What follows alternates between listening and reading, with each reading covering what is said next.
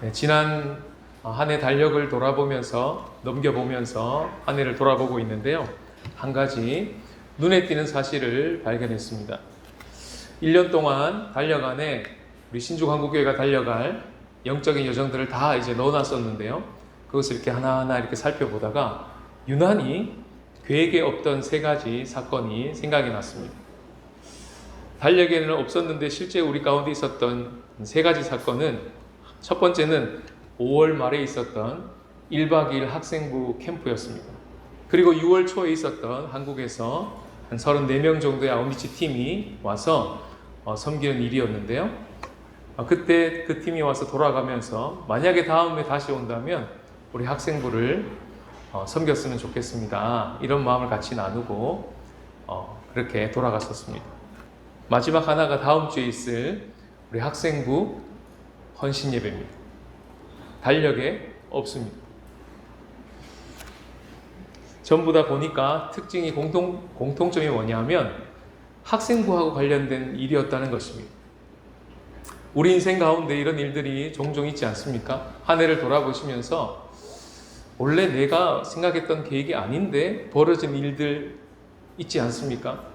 그런 것들을 대할 때마다 당혹스럽기 거지없습니다. 그럴 수 있습니다. 그런데 한편으로는 혹시 하나님이? 라고 생각하게 되는 것이 또 우리의 모습이지 않습니까? 마치 대만에 산다는 것이 한 번도 우리의 계획 속에 없었던 것과 비슷하겠습니다. 한 해를 돌아보면서 나의 계획 속에 없었던, 그런데 일어난 그 어떤 일을 통해서 하나님께서 우리 가운데 어떻게 개입하셨는지를 한번 돌아보시는 그런 좋은 시간들을 가져보시면 좋겠습니다. 영적으로 굉장히 유익할 것 같습니다. 저는 이번 학생부 세 가지 사건을 생각하면서 곰곰이 떠올려보며 세 가지 마음이 들었습니다. 첫 번째는 우리 학생부 아이들에게 좀 미안한 마음이 들었습니다. 왜냐하면 담임 목사로서 좀 더 관심을 가지지 못했구나. 달력의 그 계획 속에 담임 목사가 생각하는 것만큼 관심을 가지고 있지 못하니까 하나님이 계획에도 없던 사람들을 보내시고 계획에도 없던 일들을 계획하시고 그러면서 학생부에 대해서 더 관심을 가지라고 하시는 하나님의 손짓으로 받아들인 것이죠. 또 하나는 뭐냐면 지금이라도 늦지 않았으니까 그들과 눈을 맞추고 그들이 지금 뭐 때문에 힘들어하고 그들을 참 좋은 하나님의 예배자로 세우기 위해서 지금 우리가 할 수 있는 일이 무엇이고 어떻게 하면 섬길까? 어떻게 하면 자들을 잘 도와줄까? 물어보고 지금부터 고민해보라는 그런 마음을 주셨습니다. 그러면서 생각했습니다. 지난주 우리가 수수감사절 연합예배를 드렸잖아요. 오늘도 본의 아니게 지금 연합예배를 드리고 있는 것입니다. 그리고 다음 주도 계획이 없던 연합예배를 드리게 될 것입니다. 이렇게 3주 연속 자녀들과 함께 예배 드린 적은 제가 봐서는 처음입니다. 하나님이 주신 생각으로 받아들이는 것입니다. 이 지금 스케줄 안에 오늘 이 느헤미야 1장 말씀 우리에게 주시면서 하나님 우리에게 뭐라고 말씀하시는 걸까 고민하는 가운데 바로 다음 세대에 대한 마음을 계속 부어주시는 것이었습니다. 아, 그렇구나. 이 느헤미야에서 지어지게 될 성벽이 다음 세대를 품고 기도할 그런 기도의 성벽과 같은 우리 성도님들이구나. 이런 마음이 계속 묵상하는 가운데 든 것입니다. 한번 질문을 드려볼 텐데요. 마음으로 답해 보십시오. 여러분은 학교 가운데 아이들이 학교에서 공부를 하고 돌아오면 학교에서 있었던 일들에 대해서 들을 수 있는 기회가 집에서 있으십니까? 또는 아이들에게 묻겠습니다. 학생들에게. 여러분들은 학교에서 벌어진 일을 집에 가서 부모님한테 얘기하고 싶으십니까? 자, 교회에서 어떤 일이 있었습니다. 또 하나의 말씀을 들었습니다. 그러면 집에 가서 내가 어떤 일이 있었고 어떤 말씀을 들었는지 집에 가서 뭔가 엄마 아빠랑 얘기할 수 있는 기회가 있으신가요? 그것이 자연스러우신가요? 지금 아이들의 마음에 어떤 마음을 담고 있는지, 뭐 때문에 어렵고 뭐 때문에 즐거워하고 있는지, 얘네들이 지금 뭘 좋아하고 무슨 관심이 있고 뭘 먹는 걸 좋아하고 어떤 데 관심이 있는지 만약 물으신다면 금방 대답하실 수 있으시겠습니까? 이 질문을 똑같이 저에게 해봤습니다. 쉽지 않을 것 같아요. 우리 아이들 생각하면서 몇 주 전에 아이들에게 이렇게 질문했습니다. 얘들아, 너네들이 매달 첫 주마다 우리 함께 예배 드리잖아. 그런데 그때마다 너네들이 듣고 싶은 설교가 뭐니? 뭐가 궁금하니? 어떤 설교를 듣고 싶니? 질문했더랬습니다. A4지를 나눠주고 이만큼 적었습니다. 그것을 이만큼 모아두고 받았습니다. 그런데요, 그 질문은 던졌는데 우리 아이들한테 얘들아, 너네 지금 뭐 때문에 힘드니? 얘들아, 너네는 지금 교회 와서 지금 예배드리고 있는데 이 신주 한국교회가 너네들을 위해서 혹시 뭘 해주면 좋겠니? 혹시 원하는 게 있니? 라고는 한 번도 안 물어본 거예요. 지레짐작만 하고 생각만 한 거죠. 물어본 적이 없습니다. 그래서 조금 이따 물어보려고요. 조만간 마음에 한번 생각해 보셔요. 뭐라고 답할까? 목사님에게 뭘 요구할까? 신주 한국교회 어른들에게 뭘 요청할까? 한번 생각해 보십시오. 그들에게로부터 들려오는 소식 하나, 얘기 하나가 하나님이 우리가 꼭 들어야 하는 그런 꼭 들으라고 하시는 하나님이 알려주신 소식일 수 있는 것입니다. 그것이 모티브가 되어서 하나님이 도대체 우리 교회를 통해서 무슨 일을 하고자 하시는지를 알게 되는 통로가 될 수 있는 것이죠. 오늘 같이 묵상하게 된 느헤미야가 그렇게 이야기가 시작됩니다. 느헤미야의 아우가 있었던 것 같습니다. 이름은요 하난이었고요. 그 아우가 먼 길을 쫓아와서 형이 있는 페르시아 낯선 땅에 와서 소식을 전합니다. 계획이 없던 일이죠. 느헤미야는 생각도 못했던 일입니다. 그러나 하나님 입장에서는 계획된 일입니다. 동생이 와서 말합니다. 형님, 저희 공동체에 큰 어려움이 있습니다. 어떻게 하면 좋겠습니까? 이런 이야기를 던져놓은 이야기로 느헤미야는 시작합니다. 한번 서론을 같이 한번 읽어보시겠습니다. 찬찬히 1절부터 3절까지인데요. 다시 한번 읽어보겠습니다. 시작.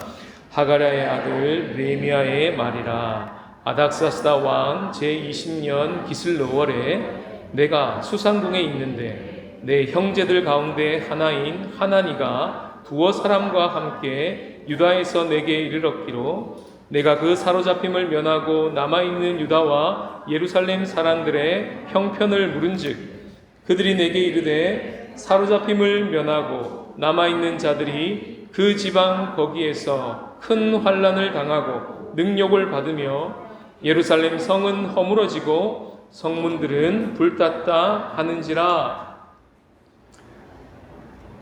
긴 3세절을 읽었습니다. 이 말씀 안에 하나님이란 단어가 보이십니까?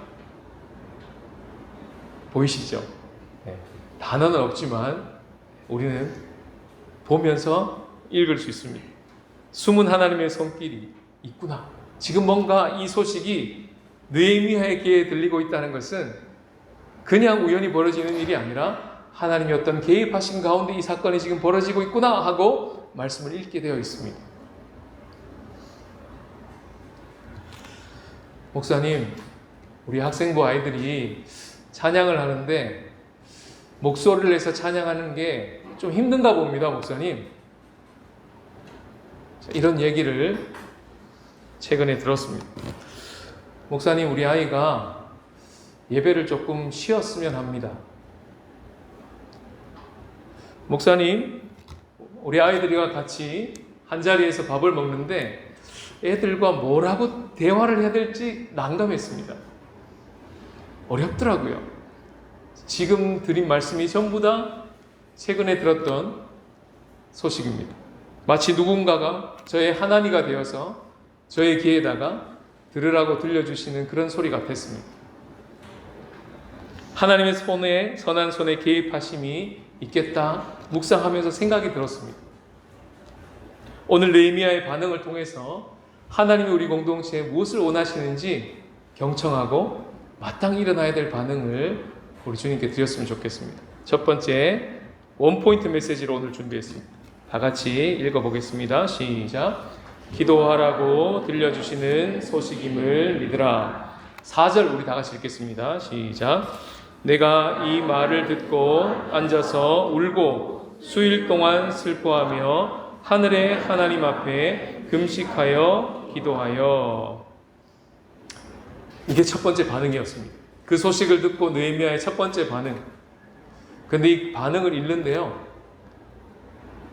울고 이 단어에도 크게 보이지 않고, 수일 동안 슬퍼하며 이것도 지나갔습니다. 금식하며 이것도 지나가게 되고요, 기도하며 이것도 지나갔습니다. 근데 나머지 한 단어가 이따만하게 크게 보이는 거예요. 그럼 나머지 한 단어가 뭐죠? 하늘의 하나님 앞에서. 이 단어가 크게 보였습니다.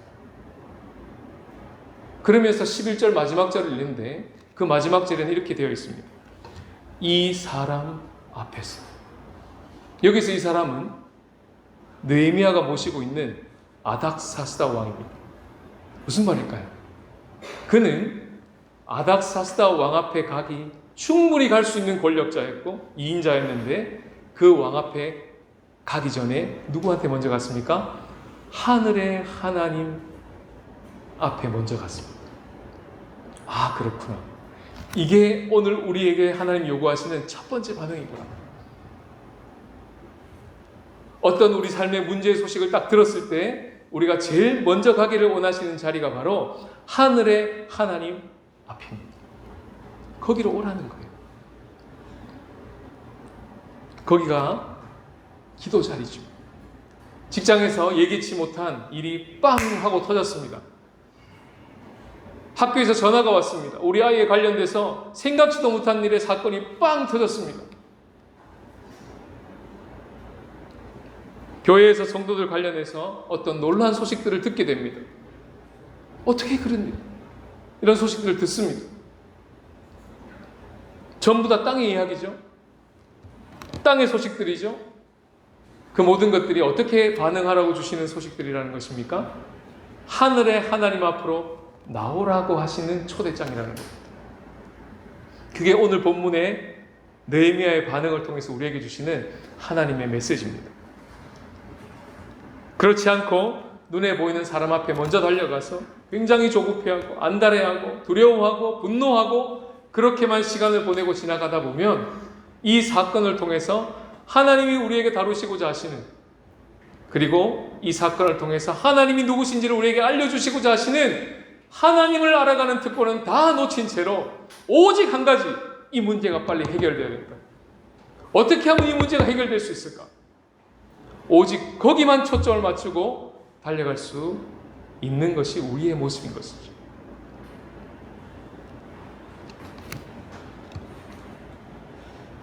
예기치 않은 문제가 발생했을 때 우리는 굉장히 당혹스러워합니다. 그러면서 문제 해결에 온팡 마음이 쏠립니다. 그런데 오늘 본문은요, 잠깐 거리를 두고 이 문제를 해결하실 분을 한번 주목해 보렴. 이 사건을 통해서 하나님이 어떤 일을 행하시려고 하시는지 한번 질문해 보렴. 이 반응을 먼저 요청하고 계신다는 것입니다. 그래서요, 이 느헤미야의 기도를 통해서 우리에게 아주 좋은 기도를 하나 가르쳐 주십니다. 그것은 질문하는 기도입니다. 어떻게 해요? 하늘의 하나님 여호와 하나님, 지금 우리에게 당면한 이 문제를 통해서 하나님 뭘 다루기를 원하십니까? 이걸 먼저 질문해 보라는 거예요. 이 질문의 기도가 얼마나 좋은 기도인지 모릅니다. 그리고 주님 도와주세요 하는 거예요. 참 감사하게도 오늘 본문을 보시면 아시겠지만 믿음의 선배 느헤미야의 기도문이 남아있다는 겁니다. 놀랍지 않습니까? 그래서 우리에게 참 유익함을 주고 있습니다. 저도 기도를 처음 배울 때는요, 부모님의 기도를 듣고 배우고 우리 선생님의 기도를 듣고 배우고 우리 성도들의 어른들의 기도를 들으면서 배웠습니다. 근데 어떤 때는요, 기도를 쓰면서 배우는 때가 있었습니다. 참 유익하더라고요. 믿음의 선배가 남겨놓은 기도문을 우리가 오늘 보시게 될 텐데요. 당면한 문제가 해결되기 전에 하나님의 특별한 선물 보따리가 있다는 것을 깨닫게 됩니다. 그 유익을 누리고 난 후에 문제를 해결해 주시기를 원하시는 거예요. 그게 뭔지 살펴봅시다. 5절에 보시면요, 첫 번째는 하나님이 누구신지를 더욱 알아가게 되는 선물 보따리입니다. 5절 보십시오. 하나님 누구십니까? 하늘의 하나님이시고요, 그분은 크고 두려우신 하나님이시고요, 언약을 지키시는 분이시고 긍휼을 베푸시는 분이십니다. 거기를 주목하고 있어요. 느헤미야는 주님이 누구시냐 하면 귀를 기울이시는 분이시고 우리에게 눈을 여시고 우리의 기도를 들으시는 분이시라는 것을 고백하고 있습니다. 6절을 보셔요. 자신이 누군지, 자신의 이웃들이 누군지 알아가고 있습니다. 자신이 누굽니까? 주의 종입니다. 그리고 자기 주변에 있는 사람들이 누굽니까?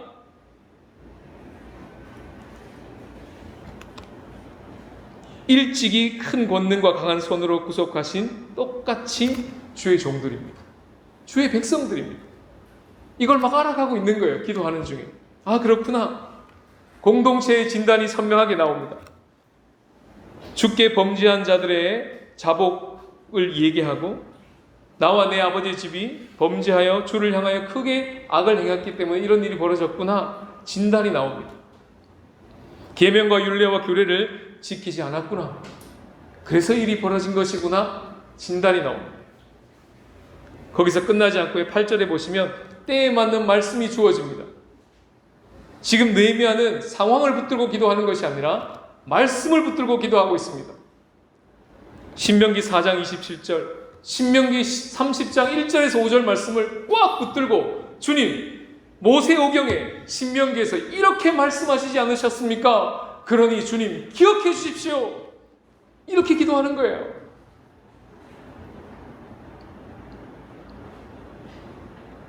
기도하다가 느헤미야는 깨닫습니다. 혼자 기도하는 것이 아니었구나. 나만 지금 기도하고 있는 것이 아니었어. 맞아. 나처럼 주의 이름을 경외하는 것을 기뻐하는 자들이 똑같이 나와 함께 기도하고 있었구나. 그런 공동체 연대의식을 기도 자리에서 느껴가고 있는 거예요. 마지막으로 11절에 보시면 하나님의 신호를 기다리고 있다는 것을 알게 됩니다. 느헤미야가 이렇게 기도합니다. 오늘 종이 형통하여 이 아닥사스다라고 하는 왕 앞에서 은혜를 입게 하옵소서. 지금 이 기도는요, 보글보글하는 기도가 아닙니다. 나 좀 승진시켜달라는 기도가 아니에요. 하나님의 신호를 기다리고 있는 것입니다. 아닥사스다 왕을 통해 인사발령을 내려주시는 일이 발생한다면 이때를 위함인 줄 알고 순종하겠습니다. 주님, 구름 기둥을 움직여 주십시오. 하나님의 신호인 줄 알고 제가 순종할 테니 출정을 명하여 주십시오. 이렇게 기도하고 있는 장면입니다. 술관원이라고 하는 말은 오늘날로 말하면 대통령 비서실장입니다. 2인자예요. 바로 옆에 딱 붙어 있습니다. 언제든지 얘기할 수 있는 기회가 있습니다. 자기 안에 어려움 있는 거, 개인적인 사정, 당장이라도 달려가서 대통령님 이거 좀 도와주십시오라고 얼마든지 청탁할 수 있는 채근거리에 있습니다. 그래서 더 안 했습니다. 그리고 제일 먼저 그보다 더 높으신 왕을 찾아간 거예요. 하늘의 하나님 여호와 앞으로. 거기서 기도하면서 느헤미야의 시선은 기도 응답에 있는 것이 아니라 기도 받으시는 대상이 있다는 것을 2000년 넘은 이 기도문을 보면서 우리는 깨닫게 되는 것입니다. 아, 그랬구나. 다시 느헤미야 입에서 나온 첫 번째 기도를 한번 보셔요. 5절 말씀이지 않습니까? 느헤미야는 지금 이런 기도를 하고 있었던 것입니다. 하나님, 땅의 아닥사스다보다 하늘의 하나님이 더 높으십니다. 하나님, 지금 내 눈앞에 보이는 이 현실보다 하나님이 더 크십니다. 이제 내 눈앞의 문제보다 하나님이 더 두렵습니다. 주님, 이제 이 사건을 통해서 우리가 하나님을 더 사랑하게 되겠군요. 이 사건을 통해서 결국에는 우리가 계명을 지키게 하시려고 하시는 것이군요. 그래서 계명을 어기고 있고 하나님보다 더 사랑하고 있는 우리의 민낯을 지금 드러내고 계시고 있는 작업이시군요. 언약을 지키셨던 그 하나님이 이 사건을 통해서 저희들에게 결국은 긍휼을 베풀어 주시겠군요. 그래서 주님, 어떤 상황에서도 기도할 수 있겠습니다. 이 첫 줄 안에 이 신앙 고백이 다 들어가 있는 거예요. 데살로니가 5장 17절에 우리가 너무나 잘 아는 유명한 말씀이 있습니다. 다 같이 한번 읽어보겠습니다. 시작. 쉬지 말고 기도하라. 이 말씀 느헤미야를 통하여 다시 읽어보면 이렇습니다. 무슨 일을 만나도 기도해도 좋다. 어떤 힘들고 어려운 일을 당할 때 기도하렴. 그리고 좋은 일을 만났을 때도 기도하렴. 그리고 아무 일이 없을 때도 기도해도 좋단다. 기도는 더 이상 문제 해결을 위한 도구가 아니기 때문이란다. 기도는 하나님을 알아가는 특권을 누리는 생명의 자리고 그 하나님이 쉬지 않고 일하시기 때문에 그 하나님과 동역할 수 있는 사역의 자리란다. 그러니까 쉬지 말고 기도하렴이라고 말씀하시는 거예요. 숙제 내시는 게 아닙니다. 특권의 자리로 부르시는 거예요. 왕의 초청입니다. 그렇게 기도할 때 기도하는 사람은 압니다. 내 눈앞에 펼쳐진 어떤 상황이 그저 주어지는 상황이 아니라 작은 조각 구름이라는 걸 알게 돼요. 아, 뭔가 신호가 떴다. 이런 영적인 센스가 발동이 됩니다. 왜요? 기도하고 있었거든요.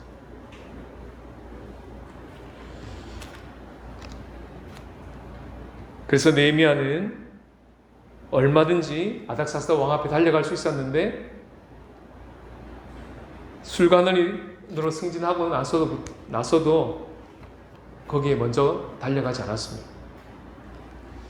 느헤미야는 상황이 점점점 조각구름이 뜨고 굉장히 상황이 좋게 벌어지고 있는 상황들을 보면서 흥분하지도 않았고 조급해하지도 않았습니다. 오히려 하나님을 앞서지 않으려고 많이 자제했던 것 같습니다. 그걸 어떻게 알 수 있을까요? 2장 1절에서 알 수 있습니다.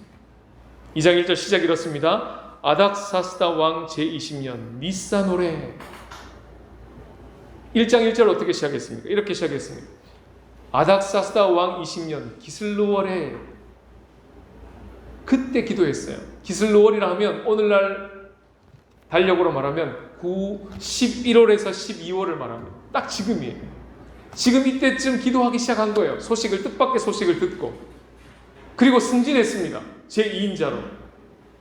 얼마나 좋은 기회입니까?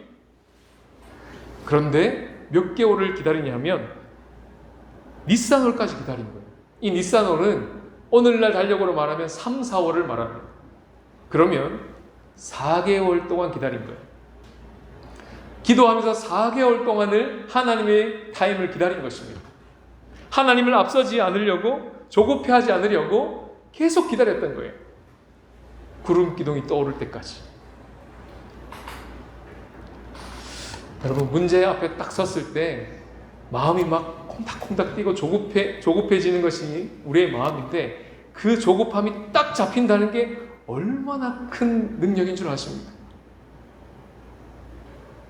이 상황이 던져주는 이 파워에 맞게 그대로 우리가 반응하는 데 익숙한 자들인데 거기서 거리두기를 살짝 하고 다르게 반응할 수 있다는 게 얼마나 놀라운 은혜이겠습니까?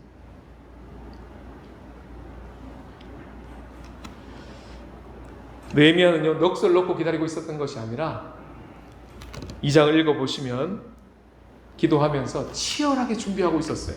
그걸 어디서 알 수 있냐면 아닥사스다 왕이 마침내 이 느헤미야의 얼굴을 보고 질문합니다. 너 왜 그렇게 얼굴이 어둡니? 그랬더니 이때인 줄 알고 이제 느헤미야가 말을 하기 시작합니다. 여차여차하여 지금 우리 민족이 어렵습니다. 그러면 내가 뭘 도와줄까? 때가 온 겁니다. 그때 느헤미야가 준비한 PPT를 쫙 올려 아닥사스다 왕에게 브리핑이 시작됩니다. 뭐죠? 준비했다는 거예요. 다 준비하고 있었던 거예요. 때만 기다리고 있었던 것입니다.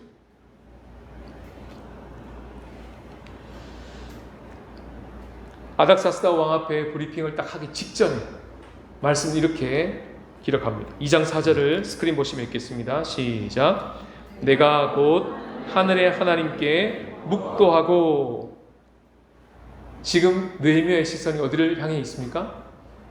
아닥사스다보다 더 크신 왕을 향해 시선이 고정되어 있습니다. 그 시선을 내리지 않았습니다. 여전히 묵도를 딱 하고 다시 왕을 바라보면서 브리핑이 막 시작됩니다. 요 센스, 요 영적 시력, 시선, 요걸 계속 유지하는 거예요. 그리고 브리핑을 다 끝내고 왕이 허락합니다. 가라. 내가 도와주겠다. 그런데요, 그 허락이 어떻게 떨어졌는지 느헤미야는 이렇게 기록합니다. 8절에 보시면 내 하나님의 선한 손이 나를 도우셨으므로 그래서 왕이 허락하셨다. 이렇게 기록합니다. 기도한 자의 고백이에요. 그 하나님의 선한 손이 느헤미야를 붙들고 있었고 그 하나님의 선한 손이 느헤미야의 마음의 화폭에 펜대를 드시고 뭔가를 막 그려주셨습니다. 그 마음에 그린 하나님의 청사진을 가지고 먼 길을 떠났고 예루살렘에 도착하고 난 후에 이렇게 기록합니다.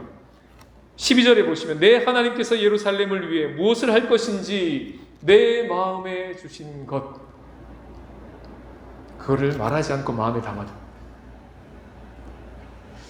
2026년 한 해를 어떻게 달려갈 것인지 하나님 앞에 오랫동안 기도했고 하나님이 표대를 정확하게 먼저 저의 마음에 새겨주셨습니다. 그리고 그것을 우리 운영위원들과 함께 모여서 비전을 나누었습니다. 비전을 나누면서 우리 학생부를 향한 하나님의 마음도 함께 나누었습니다. 그리고 계속 기도하고 있습니다.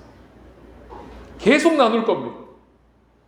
실행에 옮기기 전에 이것이 정말 하나님께로부터 온 것인지 진짜 하나님이 기뻐하시는 것인지 묻고 또 물을 것입니다. 함께요. 함께 분별하고 함께 기도할 것입니다. 그리고 기도하고 하나님의 신호를 기다리다가 맞다. 이거는 하나님이 기뻐하시는 것이고 하나님의 신호가 맞다. 그렇게 판단되었을 때 우리 온 성도들과 함께 나눌 것입니다.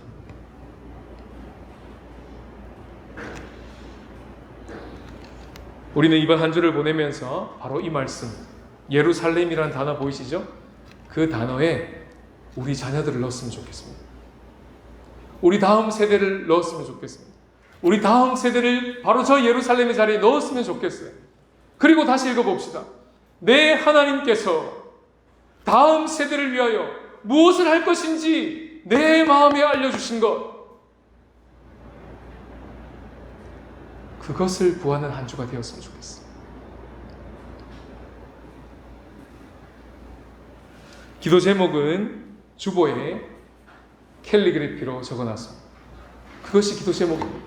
이 한 문장을 붙들고 기도합시다. 하나님, 우리 신주한국교회 다음 세대는 하나님을 모르는 다른 세대가 아니라 우리보다 더 나은 세대가 되게 하여 주옵소서.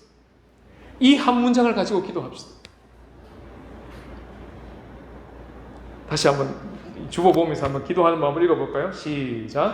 다음 세대가 다른 세대가 아닌 더 나은 세대가 되게 하소서. 이 기도를 가지고 매일 말씀 묵상하는 자리에서 특별한 한 주간 기도하는 시간을 함께 가졌으면 좋겠습니다. 다음 주는요, 학생부 헌신 예배를 드리게 되어 있습니다. 우리 아이들이 이 앞에 나와서 함께 이 악기, 모든 악기들을 우리 학생들이 다 연주할 것이고요. 찬양 인도도 다른 분이 학생부 담당 목사님이 하실 거고요. 대표 기도도 학생이 나와서 하실 거고요. 모든 것들이 학생들이 준비해서 다음 주 예배를 헌신 예배로 드리게 될 것입니다. 그 예배를 잘 드리려고 전날 토요일 날 모인답니다. 오후 2시에 이곳에 모여서 연습한답니다. 계획이 없던 뜻밖의 소식을 지금 들려드리고 있는 것입니다. 우리의 반응은요, 하늘의 하나님 앞에 나가서 우리 아이들을 위해서 기도하는 것입니다. 다음 주에 오실 때 우리 아이들이 얼마나 잘하나 한번 보자, 이렇게 구경꾼으로 오시지 마시고 일주일 동안 진짜 우리 아이들을 위해서 이 기도문을 가지고 기도하시고, 우리 아이들이 정말 하나님의 예배자들을 어릴 적부터 서서 하나님을 알아가고 하나님을 사랑하는 그 기쁨과 즐거움이 다른 어떤 거에서도 빼앗기지 않도록 어릴 때부터 그것의 맛을 알아서 부모의 품을 떠날 때는 자립한 성도로 하나님과 교제하는 기쁨을 깨닫고 누리고 그렇게 부모 품을 떠날 수 있도록, 그런 우리 자녀 세대들이 일어날 수 있도록 기도해 주시면 좋겠습니다. 그런 기도의 성벽이 되어라고 오늘 우리에게 지금 이 느헤미야를 주고 계십니다.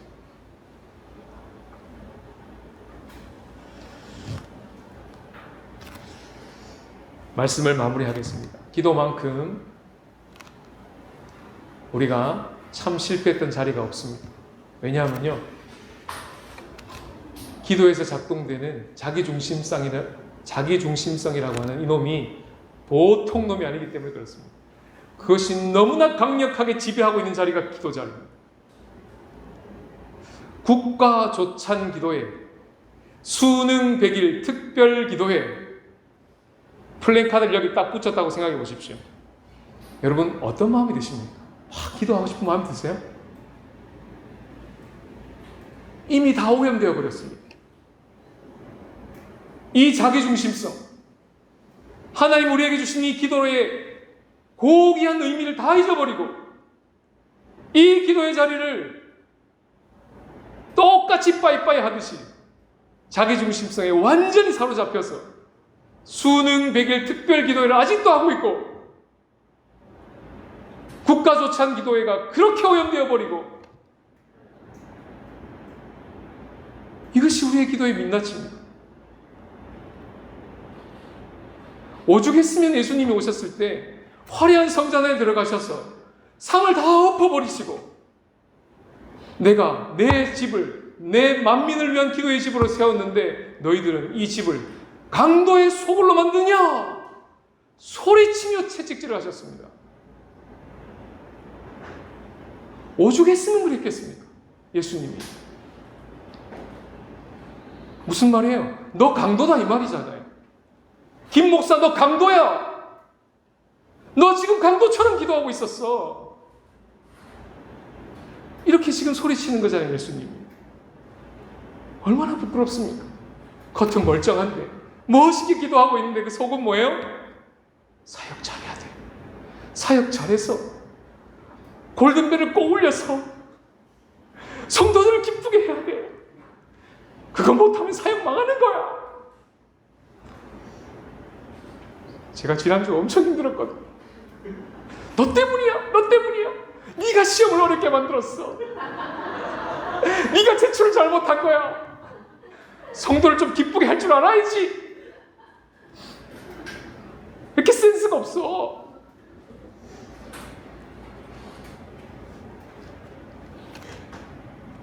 근데 주님이 제 안에 자기중심성을 보여주시더라고요.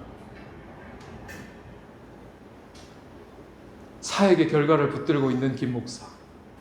1년 동안 잘 달려왔고 마지막 멋진 폭죽을 한번 터뜨리고 싶은 이 사역의 욕심에 사로잡혀 있는 김 목사. 성도들의 평가에 사로잡혀 있는 김 목사.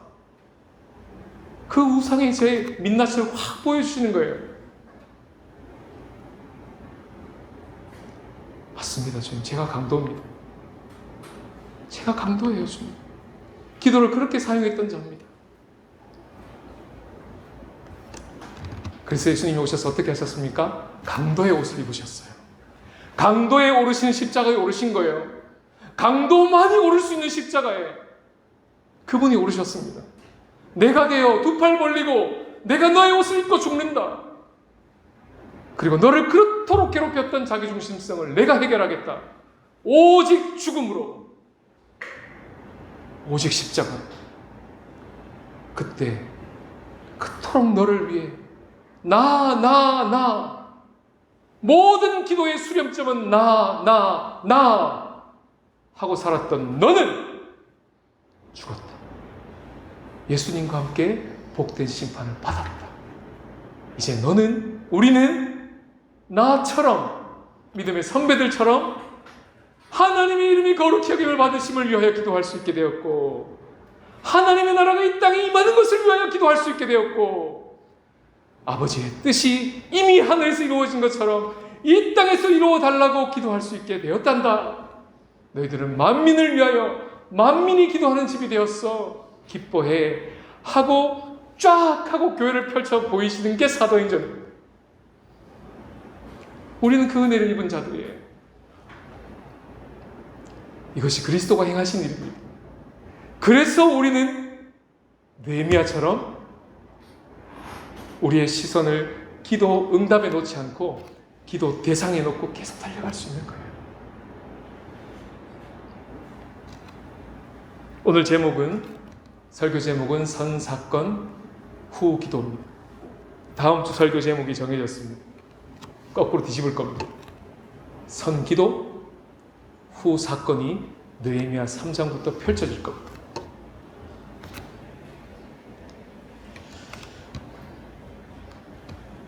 느헤미야의 뜻이 저도 몰랐는데요, 하나님이 위로하신다 이런 뜻입니다. 우리 사랑하는 자녀들이 나보다 더 나은 세대로 세워지는 것이 하나님의 위로하심으로 다가오게 될 것입니다. 우리가 기도의 성벽에 되어서 손에 손잡고 우리 자녀들을 위하여 품고 기도하기 시작할 때 하나님 일하십니다. 그리고 우리 아이들이 그렇게 자라나는 것을 보면서 느헤미야를 경험하게 하시려고 우리를 느헤미야로 부르고 계셔요. 이번 한 주간 특별한 주간이 되겠습니다. 다음 주 학생부 헌신 예배가 다가오기 전까지 각자의 묵상의 자리에서, 기도의 자리에서 우리 아이들의 이름을 불러가면서 그렇게 느헤미야로 서신, 그래서 하나님의 위로함을 경험하고 하나님이 그려주시는, 내 마음의 화폭에 그려주시는 청사진을 받아들고 그렇게 주님 앞에 은밀히 골방 가운데 나가시는 저와 여러분들이 되시기를 주님의 이름으로 축복합니다.